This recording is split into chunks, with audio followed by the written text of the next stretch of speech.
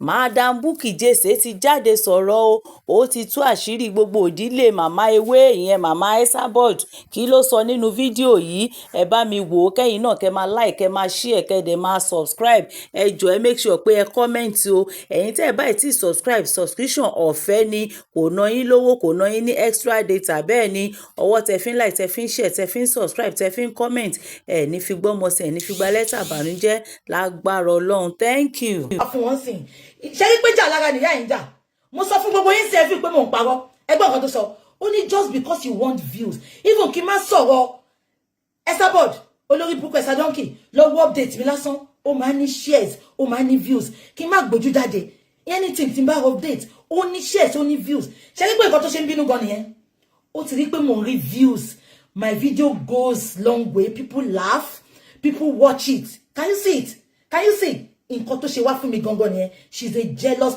bastard jealous monkey jealous gorilla jealous ọ̀ràgùtàn ni woman yìí alákàrà tí ò fẹ́ jẹ́ kẹ́ni kejì dín ni àbẹ́ ẹ̀gbọ́n mi ẹ jẹ́ ká máa gbọ́ lọ.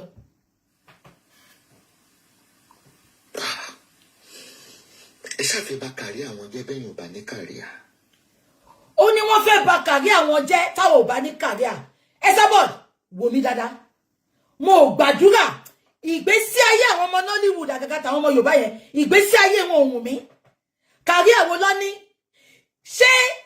ṣé sùúrùtù olórí burúkú tó ń tọrọ jẹ tí ò lè jẹ oúnjẹ 3 square meal ṣé Ìyábọ̀ Òjó tó yẹ pé tí ò bá ti ìbáyé èèyàn jẹ tí ò bá ti ìṣorí burúkú tó ò bá ti ìdó kó tó rí jẹ kò rí jẹ mẹ́ṣọ̀nù ọkùnrin tó lè kà mọ́ èmi lórí ẹjọ́ kárí àwo ẹ̀yin lẹ́ ń pọ́n àwọn pípú ilé ẹ̀yin olórí burúkú bíi Esabod bíi ìyá àbíkú ẹ̀yin lẹ́ ń pọ́n wọlé lọ́wọ́ wọn ní Nàìjíríà àwọn tó wà Nàìjíríà gò kó wọn jẹ ní kó má lo filter kó má lo nǹkankan wọ́n dàbí wèrè wọ́n dàbí ẹrù wèrè wọ́n dàbí ẹrù tọ́lọ́dà sí skip they look so dirty they look so unkept they are nobody Esabod ìwọ ló ń jọ lójú kárí àwọn lọ́ní ṣé ọmọ gidi kan wá ní kárí àgidi ṣé kárí àlérè tó ṣe yẹ ṣá ti jẹ́ pé àwọn skit makers gan wọ́n ti lọ jù wọ́n lọ àwọn ilé àwọn bẹ́gibẹ́gi àwọn bámbíàlà àwọn tó ń fòkú gba donation àwọn tó ń fòkú ọmọ tó fi ń tọrọ owó àwọn yẹn lọ ní kárí à àbí sùúrùtù olórí burúkú ó ṣe réègùn kò gbé ó ṣe Yorùbá kò gbé olórí burúkú ẹ ti gbàgbé ìgbà kan ni alálẹ́ ló máa ń wà lórí TikTok tó ń tọrọ owó àwọn ọmọ TikTok náà ló bọ́ta àwọn blogger ló bọ́ta pé ṣọ́n fi ṣe gbogbo yín ni àwọn yẹn àwọn arẹbípa àwọn tó yẹ pé láìwòkè láìwòlẹ̀ máa fún wọn lówó tó máa bọ́ wọn tó máa bọ́ gbogbo ẹbí wọn àbẹ́ ẹ̀gbọ́ wèrè kàríà tó lójú ti ẹbẹ́ yẹn kàríà lọ nìyẹn àbí kàríà ṣé kàríà ni Rẹ̀mí Sùrùtù àti Ìyábọ̀ Òjó nìyẹn kàríà nìyẹn àbí kàríà wọ́n sọ̀rọ̀ kàríà ó sọ̀rọ̀ Fúnkẹ́ Akíndélé ó sọ̀rọ̀ Bímbọ́ Akíṣẹ́mọ́yìn ṣé kàríà lọ nìyẹn àbí kàríà ẹ jẹ́ ká máa gbọ́ lọ. Though I am disappointed, ó yẹ kí Rẹ̀mí Sùrùtù kó mọ̀ more than that. Kó mọ̀ more than that. Irú àwọn èèyàn báyẹn speaker yín lè máa gbé jáde because ẹgbẹ́ nǹkan dání don't ever compare yourself with Esabod. Ṣé ń gbọ́? Ó ní irú àwọn èèyàn bẹ́ẹ̀ yẹn ó ní speaker wọn ni kó gbé wá fún mi Esabod mọ bí ṣe máa ń jà mi ìfẹ́ rí speaker tó fẹ́ gbé sọ́ta ṣé mo ti ẹ̀ ń wò ni mo ti sọ fún ẹ when you come for me I don't go for miscreants I don't go for àwọn elébi sórí ìwọ tó rán ẹni máa wá fún Esabod ó jẹ́ kó tí mo bí ṣe máa ń jàjà tèmi kí ló wò bí mo ṣe wá fún Ìyábọ̀ because mo rí pé àwọn ìyá àbíkú gbogbo àwọn afòkúgbàǹvátà mo rí pé òun ló ń tẹ̀lé ó rí pé àwọn yẹn máa fi wọ́n run pákó ni ṣùgbọ́n the attacker will be on àwọn yẹn gangan speaker Esabod mọ̀ mí náà ìwọ gan bẹ̀rù mi so speaker wo ló fẹ́ gbé jáde tó fẹ́ face mi who can takú láyà ta ló fẹ́ gbé náà wojú mi èmi rè ebú ò ń dùn mí and I don't watch them sórí bí tọ́lọ́run ti bá mi ṣe ni pé I don't watch shows kò wá sí nǹkan tẹ́lẹ̀ sọ ojoojúmọ́ lèmi máa rí oríṣiríṣi nǹkan gbé jáde láti fi bú yín lè rí nǹkan kan fi bú mi because integrity mi dúró pa mi ń dóko mi ń ṣòṣì ó gbé mi sùn kó gbé mi jùlẹ̀ mi lọ́mọ tí mo fẹ́ lọ fi ṣe hookup ní Nàìjíríà tó o fẹ́ dìyà ọkọ Esabod ìwọ gan o ṣe gbé speaker jáde kó fèsì mi ó sì jẹ́ pé wọ́n ló máa ń fèsì mi o ṣe gbé ẹ̀rí ẹ wo lórí burúkú ó ní wọ́n á gbé speaker jáde wo wọ́n á kábàámọ̀ ìpọ́n gbé speaker jáde o gbọ́ṣá wọ́n á kábàámọ̀ ìpọ́n gbé speaker jáde torí ó mọ̀ pé mi ń fún àwọn ọ̀pọ̀lọ́ tí ò léyìn kọ́ wá ṣẹ́gìrì sí mi no I don't mingle with non-entities I go for their head that is how o mọ̀ ọjà má jẹ́ kí n kọ́ ẹ bọ́ ṣe ń jà ẹ jẹ́ ká máa gbọ́ lọ. sọ̀rọ̀sọ̀rọ̀ lè mí onítíátà lẹ̀ ní dẹ̀ múnú ara yín dùn. I saw another video while one lady was bashing àwọn Nollywood wọn ò lọ́kọ wọn ò bímọ wọn ò ṣe kinní kan they are nobody ẹjọ́ ìṣẹ́jọ́ yín bí kì í ṣẹ̀ṣẹ̀ lè. ṣé ń gbọ́ ó ní à ń báṣe wọn pé wọn ò lọ́kọ Esabod wọ́n ló kọ́kọ́ sọ̀nà ó ti bàyẹ́ pé ìgbà tí ó tẹ̀lé Ìyábọ̀ lọ sí Tanzania tó dé ó mọ nǹkan tó pè Ìyábọ̀ ni ìwọ náà fi bù ó ló ń dókó kiri ni pé kò lọ́kọ ó ní kó fi pọ̀ lóhùn wá Esabod ló sọ̀nà wáyé tí ìyá ẹ̀ máa ń kọ̀wé jẹ ìwọ ló máa ń bú àwọn pípù pé wọn ní nǹkan kan they are nobody ìwọ ní ó mọ ní Esabod tabara àwọn blogger tó ń bú wọn sìn ìwọ ló gbé sí wọn lẹ́nu ìwọ ní then àwọn náà fira wọn wọlé ní olórí burúkú wọn bí ṣe wà yìí no disrespect to anybody ṣé rí mo jẹ́ nìkan mo máa respect ara mi gan kò ṣe pé mi lè wo àwọn tó ń ṣe show but me ní time number one number two ẹ wò gbà tá à ń ṣe justice for Mohbad I appreciate everyone I'm not here to disrespect anybody kò ṣe pé mi lè máa lọ join chat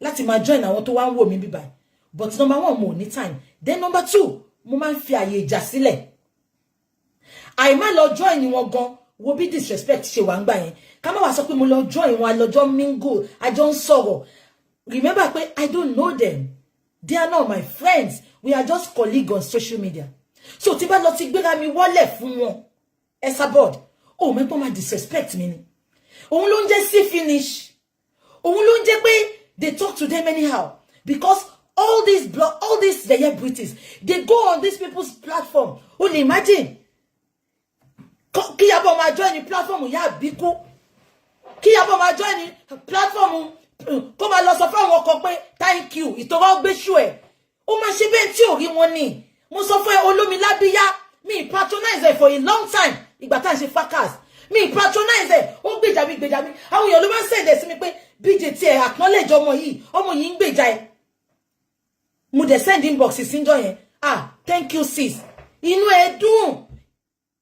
ẹ dùn ó send the number mo hide the number mo pè mo dúpẹ́ lọ́wọ́ ẹ̀ I don't rate anybody it's not disrespectful kò ṣe pé mo pọ́nyàn lé o mo respect èèyàn gan but tó bá ti di pé ká máa jọ join chat ká máa sọ̀rọ̀ àbí I don't do it wọ́n fi kọ́ mi Esabod I am not rash I am not classless mo ò ju báyìí lọ mo ò dẹ̀ jọra mi lójú ẹ rí pé gbogbo yín ni máa ń bá ṣeré but tó bá ti di pé okay ẹ wo ti bàbá Mohbad for example the fact pé mi tiẹ̀ wá lọ sórí chat lọ máa rojọ́ àbí kí n máa join chat ká máa sọ̀rọ̀ ẹ wo disrespect yẹn ká máa sọ pé mo lọ jókòó táwọn èèyàn sí finish ló ń jẹ́ bẹ́ẹ̀ ya Esabod ó rí bó ṣe ń ṣe Ìyábọ̀ ni nǹkan tó ti mú Ìyábọ̀ tó ń join chat just because ó fẹ́ gang fight àwọn tí ò jẹ́ nǹkan kan àwọn non-entities àwọn miscreants àwọn tó lè jẹun àwọn tó ń gbowó bàbá àwọn tó yẹ pé tó bá ti ṣe chat mẹ́ta lójúmọ́ wọn ò tí ì lè survive àwọn Ìyábọ̀ ló ń join chat wọn báwo náà ṣe ní disrespect wọn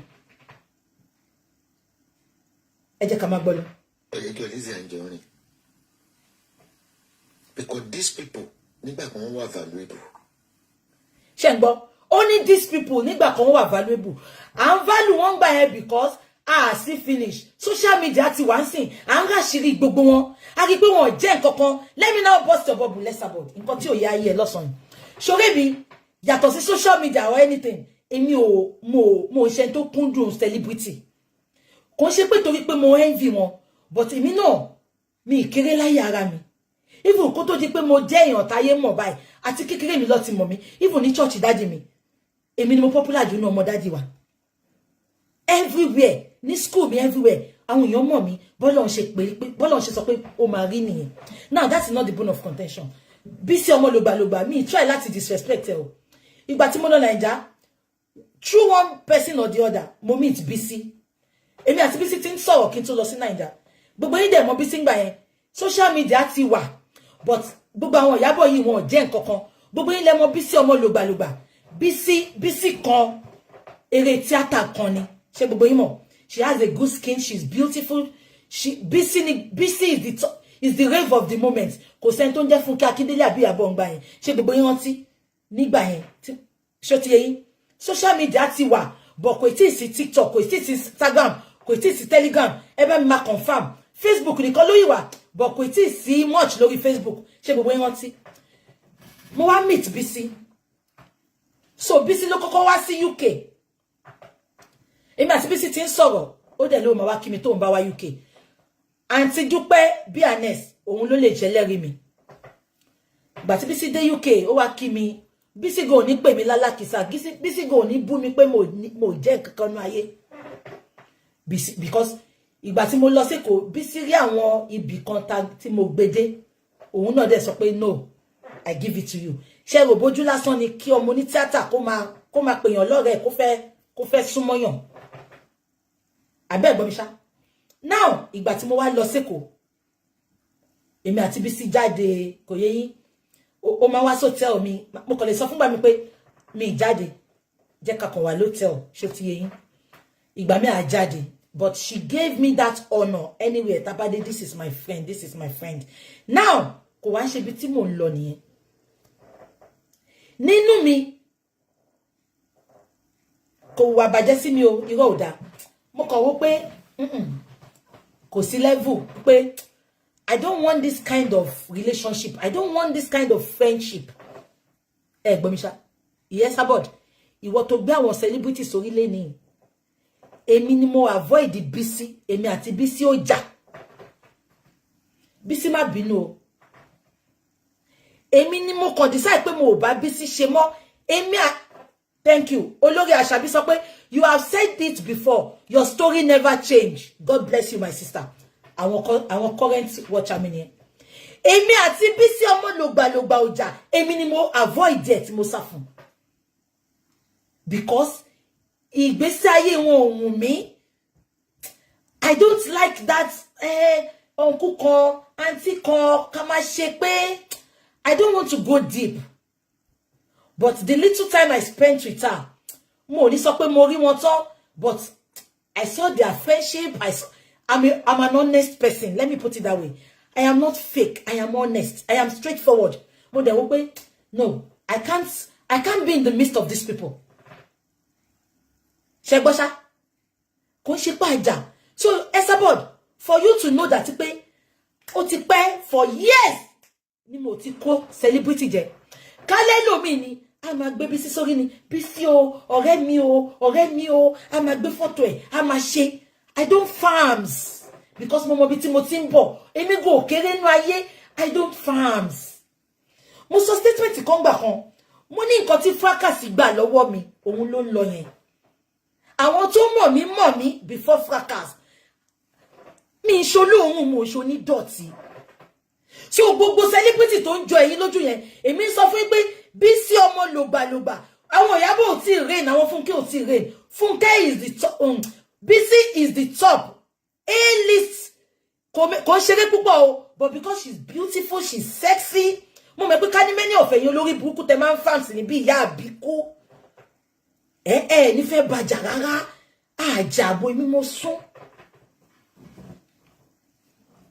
gbọ́ mi ṣá so olórí burúkú ẹ̀sà donkey tó sọ pé wọ́n ní àwọn ọmọ ní tíátà fi èmi ò kó wọn jẹ láti bẹ̀rẹ̀ ayé mi ìgbà tí mo lọ sí Nàìjíríà nígbà kan Lánrè wà ńbẹ̀ Ẹniọlá Badmus ó wá bá Lánrè níbẹ̀ níbi táwa yẹn pẹ̀lú àwọn ẹlòmíì tó wà ńbẹ̀ Ẹniọlá Badmus wá bá Lánrè ńbẹ̀ bí ṣe wọ Ẹniọlá Badmus ni ìgbà tó lọ́gán Lánrè tẹ́rí bá sọ pé ṣé mo ní mo mọ̀ ṣé kí máa kéde tí n bá rí ni Lánrè ní ìwọ ọmọ yìí ó ti burú jù I swear to God I swear to God. Gbọ́ mi ṣá, ká ló lórí burúkú yín ni ẹ̀yin ọmọ alákìísà. Ẹ sáré máa ya photo. Mi ìgbé fóònù báyìí kí n bá celebrity ya photo. Tẹ́ bá rí mi àti Bísí pọ̀ ńgbà yẹn bí àjọ lọ party àbá ajáde. Mo ní mo bí tí mo wà Eniola wá bá Lanre be ó pé Lanre lòun wà ńbẹ̀ kó má bọ̀. Bí ṣe wọ́n ní mi sọ hello. Ṣé me pé Eniola ní respect, ó ṣe hello. Mo dẹ̀ ṣe hello akonkira. Ẹlòmí àti sọ àti gbé phone, òun fẹ́ bá Lanre, òun fẹ́ bá Eniola ya photo. Ẹ gbọ́ mi ṣá. Mo ń ṣe olóhùn. Know this and know peace. Mo kì í ṣe olóhùn. Mi ṣe tó fẹ́ fìyàn kan gòkè. Mo ṣe tó fẹ́ kọ́ mọ̀ òun mọ̀ yàn kan. Èmi gan, I'm a star. I'm a lady with a crown. No, you don't need to boost me. I don't need to be your friend to be boosted. Èmi gan ẹni tó ayé ń fẹ́ ni mí, ẹni tó lóhùn gbà fún. Tó dẹ̀ máa gbà fún. I don't need to farms. I don't need to say this is my friend before people can know. No, I don't need it. Ẹ jẹ́ ká máa gbọ́ lọ. And you cannot base all this judgment nítorí pé Lizzy Anjorin òun condemn wọn. Ẹ̀gẹ̀ run events wọn náà. Ṣé rí game tó play sí? Ó ní mò ń bú wọn torí Lizzy Anjorin condemn wọn. Kí ni mo sọ fún yín sí? Before kí Lizzy gan tó wà nínú picture yìí. Ṣé bọ́rọ̀ bí sí ni mo sọ fún yín sí? Ṣé mo how many years? Over 15, 10 years lọ́rọ̀ tí mò ń sọ. Lizzy kò tí sínú picture ngbà yẹn. So ìyá yìí believe pé torí Lizzy ń bú wọn lèmi náà ṣe ń bú wọn. Ó gbọ́ ni ṣé tí ń dùn ẹ̀ lórí burúkú. Wọ́n ti domi ògì sí létí.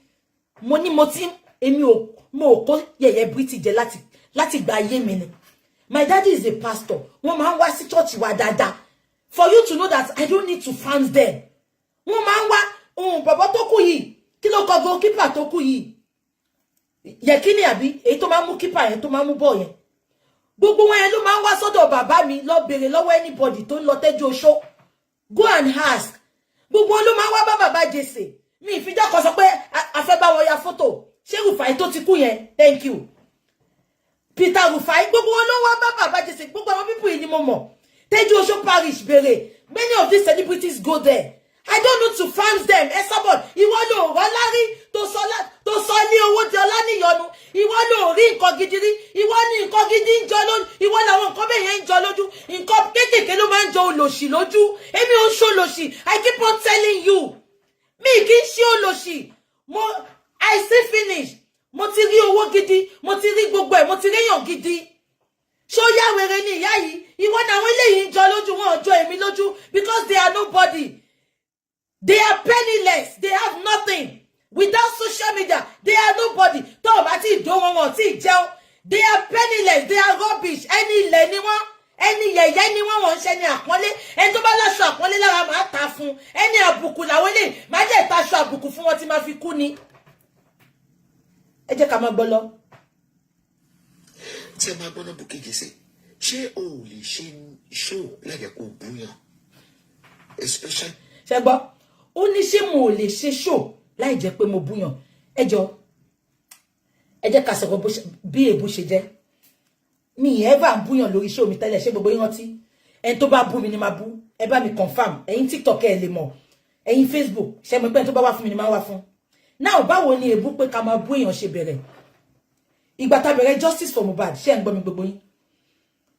Ìgbà tá bẹ̀rẹ̀ olórí burúkú Jókòó Tadé aláyé bàjẹ́ afòkúpa tó ń gba Caprison ọmọ Jókòó ti Caprison Jókòó tó kú Mohbad ṣé rántí ó bẹ̀rẹ̀ sí ní ṣépè ó máa ṣépè fáwọn ọmọ especially èmi lọ́n attack ṣé mo pọ́n rí pé mi ní voice nínú justice for Mohbad nígbà yẹn wọ́n bẹ̀rẹ̀ sí ní attack mi wọ́n attack ọmọ mi mo rántí pàǹtí kan àǹtí yẹn mama send videos mi BJ no this is getting too much o ní láti reply àwọn ẹni mi lè pé àǹtí yẹn ní sìn ṣó ti yẹn mo máa ń sọ fún àǹtí yẹn pé ẹ jẹ́ kán máa sọ lọ they want to distract me ní down ìgbà tí wọ́n rí pé wọ́n ń pọ̀ jù probably they thought I am scared of them bí mi náà ṣe bẹ̀rẹ̀ sí ní gbé wọn ṣépè nìyẹn ẹ jẹ́ má gbàgbé pé mi dédé gbé wọn ṣépè olórí burúkú àṣànà tó máa ṣọ́kú mọ́ ìyá ẹ̀ lójú tó máa fọwọ́ gbé ọmọ kan ṣoṣo tó wà lọ́wọ́ ẹ̀yẹn sìn ṣé ń gbọ́ mi ó wá lọ sórí chat kan ṣe gbogbo yín rántí tó lọ ń gbé gbogbo àwa tá à ń support bàbá Mohbad ṣe pé the fact pé a ṣe pé fún ọmọ ẹ̀ ń gbà yẹn ṣe gbogbo yín rántí tí mo fi jáde níjọ́ yẹn pé tó bá tún gbé anybody ṣe pé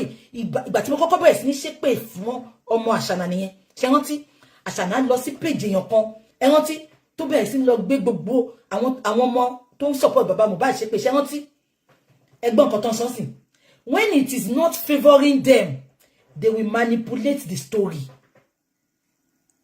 anytime tí n bá bọ́ta pé mo wá búyàn wọ́n ti bú mi ni ẹ wo lórí burúkú tó sọ pé ṣé mi ò lè ṣe show láì má bú náà ẹ lọ bá mi bèrè lọ́wọ́ ẹ̀ ṣebí ìgbà tá bẹ̀rẹ̀ justice for Mohbad ṣe rántí pé mo ń gbọ́ pé Jókòó Tádé ń jọ yẹn ṣe rántí tí Jókòó Tádé pè wọnú show ẹ̀ tó sọ pé Jókòó Tádé ẹ̀yin lẹ kọ́kọ́ wá fọ́mọ Bukky Jesse náà ṣé gbogbo yín rántí ẹ wo bí tó move ẹ lọ́sìn ẹ wo bí tó lórí burúkú yìí move ẹ lẹ tó sọ pé ṣé mi ò lè ṣe ẹ mẹ́pẹ́ tó àwọn ló gbẹ́ mi lẹ́yìn àwọn ló sún mi kò gírí màá fi nára alẹ́ màá fi nàlejò o kò ní yẹ yín wọ́n rí pọ́wọ́ mi ju tiwọn lọ olórí burúkú wa sọ pé ṣé ò lè ṣe ẹjọ́ ṣé olórí burúkú ẹ̀ náà ò lè ṣe ṣó kó má búyàn kó má rárá bú fúnyàn ni ẹ bá wa bí ìwọ ló kọ́ wa ẹ jẹ́ ká máa gbọ́ lọ. People that are not engaging with fracas so ò lè ṣe show without body shaming causing them. ṣé ń gbọ́ ó ní ṣé mo lè ṣe ṣó kí n má body shame kí n má bọ́ àwọn tí ò sí fracas àwọn bí olórí burúkú Rẹ̀mí Surutu. Now, why am I going for Iyabo Ojo? Gbogbo yín lẹ mọ̀ bá ṣe bẹ̀rẹ̀ justice for Mohbad. Mi attack Iyabo Ojo rí. Àfìgbà táṣìírí ẹ̀ tú nínú WhatsApp group ṣé rántí pé àwọn show tó máa ń ṣe gan mo máa ń share ni ṣé rántí. Ìgbà tí Iyabo Ojo wá ta wá rí pé ó ṣèkà nínú WhatsApp group ṣé rántí. Mo wá ìgbà yẹn mo fi bẹ̀rẹ̀ sí ní bu tí mò ń bu mi dẹ̀ tí lọ fún ọmọ Ìyábọ̀ Òjó rárá because ọmọ ẹ̀ ò tí ṣe wedding gbà yẹn but kí ni Ìyábọ̀ Òjó ṣe ó ṣe fídíò ọjọ́ náà tí n bá padà wá máa wá play fídíò yẹn Ìyábọ̀ Òjó ló kọ́kọ́ bọ́ta ló ṣe fídíò ló bẹ̀rẹ̀ sí ní sọ̀rọ̀ sí ọmọ mi tẹ́ bá rí pé mò ń gbé ọmọ Ìyábọ̀ ṣe pé lẹ́ni Ìyábọ̀ ló kọ́kọ́ ṣe fídíò tó come for ọmọ mi that was even kọ́mọ ẹ̀ tó ṣèyàwó máa gbé fídíò yẹn wá pẹ̀lú date and time orí Instagram ló ti ṣe show yẹn níjọ́ yẹn mi wá fún àwọn ọmọ Ìyábọ̀ rárá Ìyábọ̀ gangan ni mò ń wá fún and based on ní pé nǹkan tá rí nínú WhatsApp group tí video ń gbé jáde because èmi yìí mo share video ẹ̀gbà tó support justice for Mohbad èmi share video tí mo ẹran tí mo ṣe show ìjọkọ̀ tí mo ní Ìyábọ̀ Òjó má jẹ́ kán pa ẹ́ o má jẹ́ kán pa ẹ́ o wà careful o wà diplomatic ṣe ẹran tí gbogbo yín not until ìgbà tí Ìyábọ̀ lọ sí Instagram ìgbà tí mo wá rí àṣírí ẹ̀ tó tún nínú WhatsApp group ṣe ẹran tí mo wá bọ́ta mo bẹ̀rẹ̀ sí ní gbé ṣépè ṣé rántí Ìyábọ̀ dẹ̀ máa come back to me kò bú èmi gangan ọmọ mi ló wá fún ẹ̀yin tẹ́ ń wò mí lẹ́ni ẹjọ́ ẹ sọ fún mi ṣé ẹ̀yin náà ò ní dá padà fún ibẹ̀ mo bẹ̀rẹ̀ sí ní gbé ọmọ ẹ̀ ṣépè tí mo sọ pé ọmọ ẹ̀ ò lọ́kọ tí mo náà ti dọ́ ọmọ ẹ̀ pa ṣé rántí I never came for her first ó lọ sí Instagram ó ṣe show yẹn fún mi live ní báyìí mo ní show yẹn lọ́wọ́ so fún àǹfààní ẹ̀yin olórí burúkú tẹ́ ẹ sọ pé tí n bá dé kò kí Ìyábọ̀ ọmọ mi wọn ò bí ìyá láyà ẹ̀dá ṣèbó lóhun lówó ó ń bọ̀ ní UK ẹni kó wá sùn mí sí UK because òun gangan ló kọ́kọ́ wá fún mi mo ní fídíò yẹn lọ́wọ́ ẹ̀rí gbogbo yín tẹ̀ sọ pé kó sùn wọn ṣó tiẹ̀ lówó tó máa fi jẹun ni tí ò bá tí wá tọrọ tí ò tí wá fi òkú gba owó tí ò tí manipulate tí ò tí blog kò tí lè rówó ṣayé ẹni kó lọ bá Elégùṣì kó béèrè lọ́wọ́ ẹ̀ pé èlò lọ fi charge mi sí court ṣèbó ẹni kó ṣèbó bọ̀ ní UK ẹni kó wá charge mi sí UK now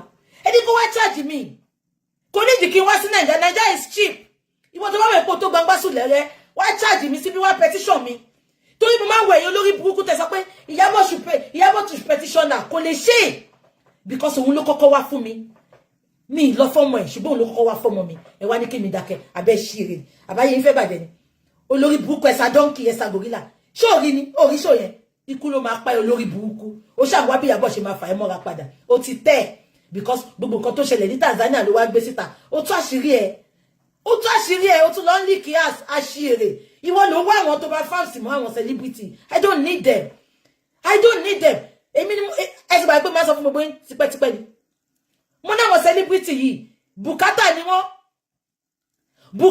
wọ́n wọn lè ní kó gbà ọ máa gbà lọ́wọ́ ẹ ni ẹ lọ bèrè lọ́wọ́ ọmọ British náà gbogbo ìgbà tí Ìyábọ̀ wá sí UK ọmọ British òun ló ń sanwó tíkẹ̀tì ẹ̀ náà ẹ lọ bèrè náà ẹ rí pé ọmọ British gbé lọ sí court lẹ́nu mẹ́ta ó lóun ya lówó kó fi ṣe fíìmù kò dáwó padà their life is not worthy of emulation I can tell you for free they have nothing make believe ní gbogbo nǹkan tó ṣe yẹn they live a fake life I keep on telling you people tó bá sọ pé àwọn ra lé ẹni kan fún yín níwèé lé wọn mo sọ fún yín pé many of them they are on lease on man lease ilé ni they can lease it for 10 years they can lease it for 20 years they are paying mortgage they don't pay cash ẹ má jẹ́ kó wọ́n máa fi bẹ́ẹ̀dì kó yín lómi ọbẹ̀ jẹ ẹ̀yin ọmọ òrírú ẹ̀rí ẹ̀yin ọmọ tẹ́ ẹ̀rọ ọkọ́ ẹ̀yin ọmọ tẹ́ ẹ̀rí nǹkankan ẹ̀yin ọmọ tọwọ́ jẹ́ ẹ̀yin ló máa jọ lójú. I can tell them for you for free. I can tell you about them one on one. They are nobody. Gbogbo nǹkan tó ń ṣe bí báyìí wọ́n ti ṣe Nàìjíríà náà. And thank you, Liz Old.